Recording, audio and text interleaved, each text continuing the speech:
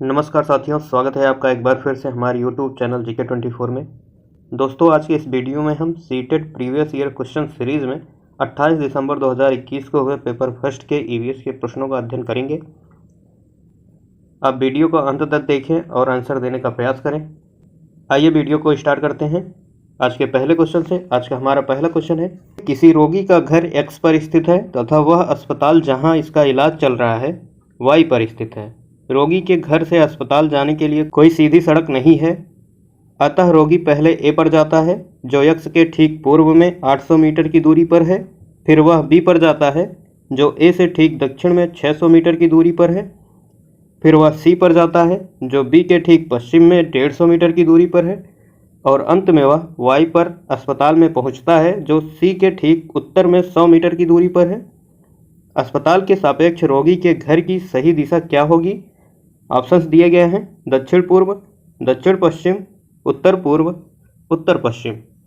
आइए क्वेश्चन को समझते हैं। यहाँ पर देखेंगे X पर रोगी का घर स्थित है, मान लीजिए ये पॉइंट है X, तथा वह अस्पताल जहाँ पर इलाज चल रहा है वह Y पर स्थित है। अब रोगी के घर से अस्पताल जाने की कोई सीधी सड़क नहीं है, अतः रोगी पहले A पर जाता है।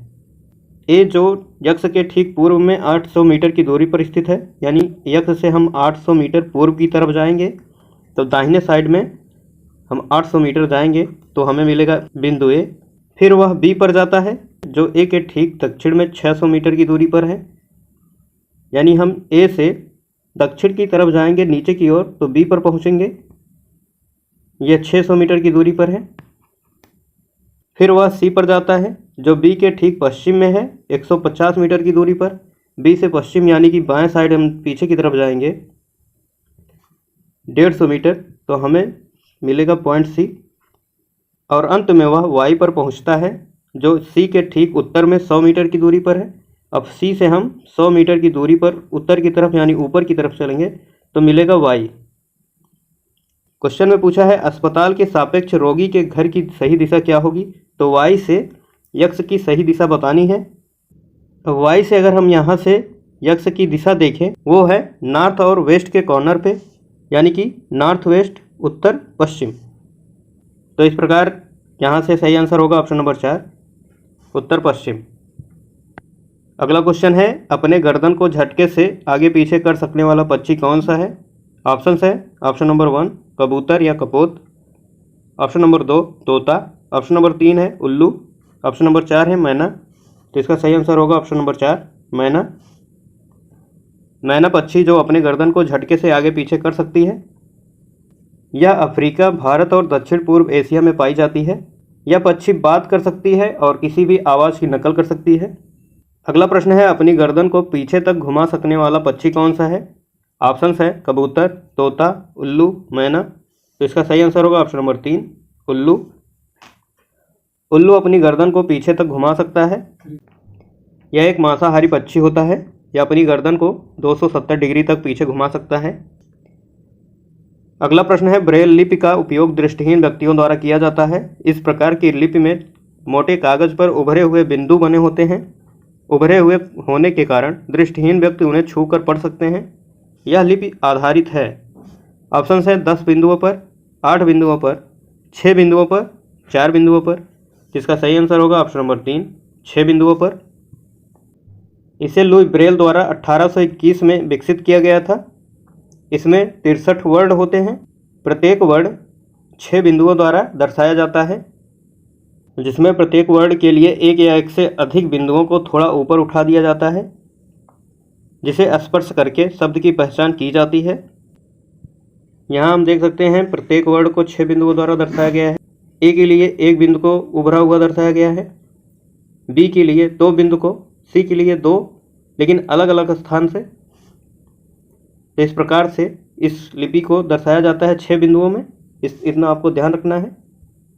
अगला प्रश्न है, हमारे देश में एक राज्य है जहाँ के ग्रामीण क्षेत्रों में भारी वर्षा के कारण घर धरती से लगभग 3 से 3.5 मीटर यानी कि 10 से 12 फुट ऊंचाई पर बने होते हैं। इन घरों को बांस के खंभों का उपयोग करके बनाया जाता है। यह घर भीतर से भी लकड़ी के बने होते हैं। यह राज्य है, ऑप्शन दिया गया है उत्तराखंड, आंध्र प्रदेश, तमिलनाडु, असम। तो इसका सही आंसर होगा ऑप्शन नंबर 4 असम। असम में भारी वर्षा होने के कारण घर को जमीन से 3 से 3.5 मीटर की ऊंचाई पर बनाया जाता है, अर्थात 10 से 12 फुट ऊंचाई पर बनाया जाता है। इन घरों में बांस के खंभों का उपयोग किया जाता है। घर के अंदर भी लकड़ी का उपयोग किया जाता है। अगला प्रश्न है, जिम कॉर्बेट राष्ट्रीय उद्यान किस राज्य में स्थित है? ऑप्शन है राजस्थान, उत्तर प्रदेश, गुजरात, उत्तराखंड। इसका सही आंसर हो जाएगा option number 4 Uttarakhand. Jim Corbett national park Uttarakhand के नैनीताल में स्थित है। इस क्वेश्चन को हमने पिछले वीडियो में भी देखा था। यह क्वेश्चन काफ़ी इंपॉर्टेंट है, इसको आपको ध्यान रखना है। जिम कॉर्बेट नेशनल पार्क जो उत्तराखंड में स्थित है, यह बंगाल टाइगर के संरक्षण के लिए जाना जाता है। इसे प्रोजेक्ट टाइगर 1973 के द्वारा टाइगर रिजर्व भी घोषित किया गया था। अगला प्रश्न है, 3 विभिन्न स्थानों जहां की जलवायु एक दूसरे से अत्यधिक भिन्न है के मकानों के विवरणों पर विचार कीजिए। कथन ए दिया गया है, लेह लद्दाख में मकान पत्थर के 2 मंजिलों के बनाए जाते हैं। नीचे की मंजिल पर आवश्यकता का सामान और जानवरों को रखा जाता है। फर्श लकड़ी के और छत सपाट होती है। यह कथन सही है। लेह में इस प्रकार के घर बनाए जाते हैं जिसमें मकान पत्थरों के 2 मंजिलें बनाए जाते हैं। इसमें नीचे की मंजिल पर आवश्यकता अनुसार सामान जो रखे जाते हैं और जानवर को रखा जाता है। लोग दूसरे मंजिल पर रहते हैं। कथन भी दिया गया है, मनाली हिमाचल प्रदेश में स्थित है। इसमें मकान बांस के खंभों पर बनाए जाते हैं। मकानों को लकड़ी और पत्थर से बनाया जाता है। यह गलत होगा। बांस के खंभों का इस्तेमाल असम में किया जाता है घर बनाने के लिए।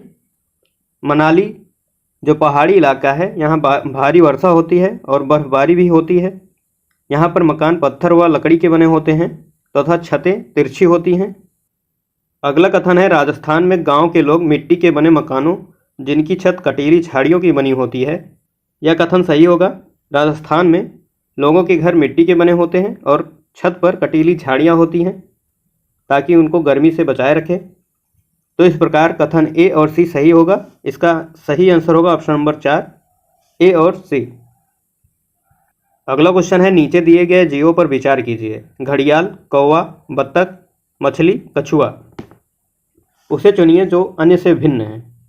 हमें इसमें से भिन्न बताना है। ऑप्शन दिया गया है कछुआ, मछली, कौवा, घड़ियाल। जिसका सही आंसर होगा ऑप्शन नंबर 3 कौवा। कौवा के अतिरिक्त कछुआ, मछली, घड़ियाल सभी जल में रहने वाले जीव हैं। अगला क्वेश्चन है, हाथियों के बारे में नीचे दिए गए कथनों पर विचार कीजिए।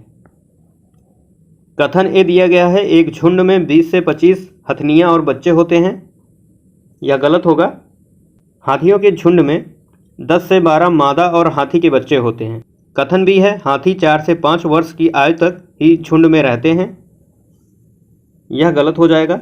हाथी 14 से 15 वर्ष तक झुंड में रहते हैं। बाद में नर हाथी झुंड से अलग हो जाता है। कथन सी है, एक बड़ा हाथी एक दिन में 100 किलोग्राम से अधिक पत्ते और झाड़ियाँ खा लेता है। तो यह बिल्कुल सही है। एक वयस्क हाथी एक दिन में 100 किलोग्राम से अधिक पत्ते व झाड़ियाँ खा लेगा। कथन डी दिया गया है, किसी हाथियों के झुंड में सबसे बुजुर्ग हथनी ही सभी फैसले लेती है। तो यह भी सही है। हाथियों का झुंड मातृसत्ता का पालन करता है जिसमें सबसे बुजुर्ग मादा हाथी मुखिया होती है और सभी फैसले लेती है। तो इस प्रकार इसका सही आंसर हो जाएगा सी और डी, ऑप्शन नंबर 3। अगला प्रश्न है, बिहार के लोगों के लिए मधुमक्खी पालन आरंभ करने की सर्वश्रेष्ठ अवधि है। इसका ऑप्शन दिया गया है, जनवरी से मार्च, अप्रैल से जून, जुलाई से सितंबर, अक्टूबर से दिसंबर। तो इसका सही आंसर होगा ऑप्शन नंबर 4 अक्टूबर से दिसंबर। मधुमक्खी पालन का समय अक्टूबर से दिसंबर का होता है। इसी समय मधुमक्खियाँ अपने अंडे देती हैं। मधुमक्खी एक प्रकार का उड़ने वाला कीट है। यह छत्ते में रहता है। इसमें 3 प्रकार की कॉलोनियाँ होती हैं। एक होती है रानी मधुमक्खी। रानी मधुमक्खी छत्ते में सिर्फ एक होती है जो अंडे देती है। दूसरा होता है नर मधुमक्खी। छत्ते में कुछ ही नर होते हैं। इनकी श्रमिक के रूप में कोई विशेष भूमिका नहीं होती है। तीसरा है कार्यकर्ता मधुमक्खी। ये छत्ते बनाते हैं और शहद को इकट्ठा करते हैं। अगला क्वेश्चन है, किसी पर्यटक ने उडुपी से सूरत जाने के लिए 16/10/2021 को एक ट्रेन के डिब्बे में प्रवेश किया। यह ट्रेन उडुपी से 20:20 पर चली, यानी कि 8:20 पर शाम को चली, और अगले दिन अर्थात 17/10/2021 को 16:20 पर यानी कि 4:20 शाम को सूरत पहुंची। यदि इन दोनों शहरों के रेलवे स्टेशनों के बीच की दूरी है 1080 किलोमीटर, तब उस पर्यटक की यात्रा के दौरान ट्रेन की औसत चाल क्या थी? ऑप्शन दिया गया है, आइए इसको सॉल्व करते हैं। क्वेश्चन में कह रहा है ट्रेन 16 तारीख को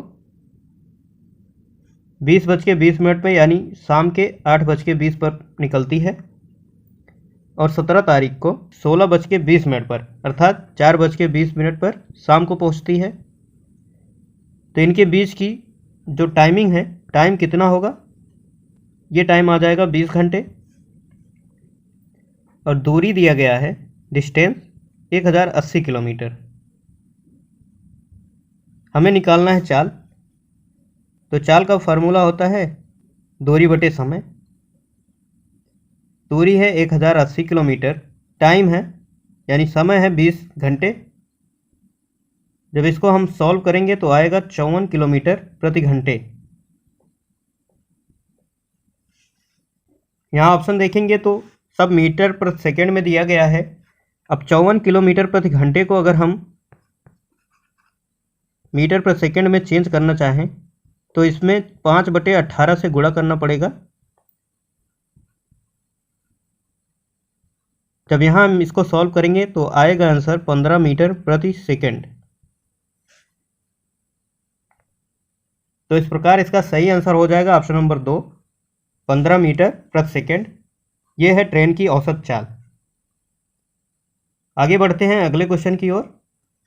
अगला प्रश्न है, यदि आप भारत के मानचित्र पर कोलकाता, जो बंगाल की राजधानी है, से चंडीगढ़ तक कोई सरल रेखा खींचे तो कोलकाता के सापेक्ष चंडीगढ़ की दिशा क्या होगी?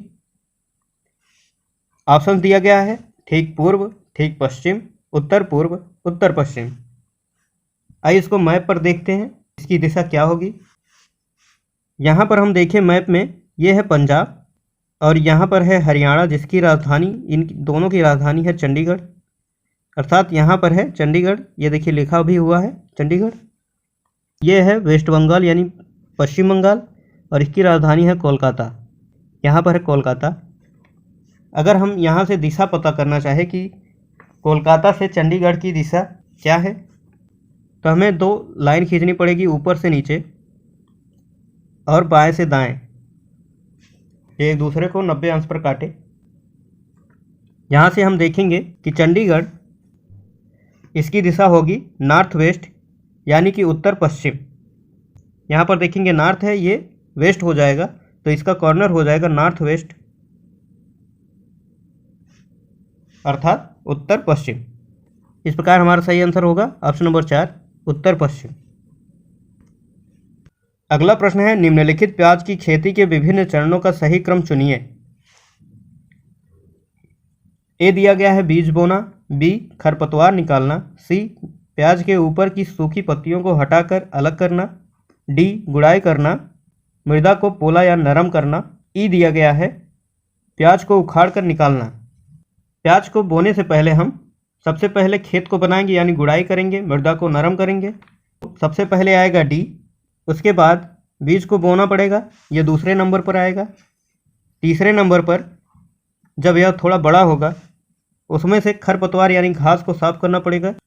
चौथे नंबर पर है प्याज को उखाड़ कर निकालना। उसके बाद लास्ट वाला जो प्रक्रिया होता है, प्याज के ऊपर की सूखी पत्तियों को काटकर अलग किया जाता है, ये 5वें नंबर पर। तो इस प्रकार ऑप्शन नंबर 4 ये इसका सही आंसर होगा। सबसे पहले गुड़ाई करेंगे, बीज बोएंगे, खरपतवार निकालेंगे, उसके बाद प्याज जब बड़ा हो जाएगा उसे उखाड़ कर निकालेंगे, उसके बाद उसके ऊपर की सूखी पत्तियों को काटकर अलग कर देंगे। ये है प्याज की खेती के विभिन्न चरणों का सही क्रम।